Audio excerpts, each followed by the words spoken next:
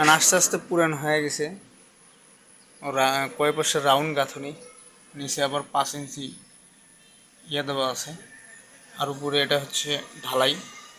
আর side দিয়ে তো আগের 5 ইঞ্চি গাঁথনি দেওয়া, নিচে 10 ইঞ্চি দেওয়া।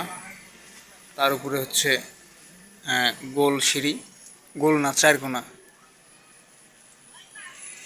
তার উপরে সুন্দর একটা ডিজাইন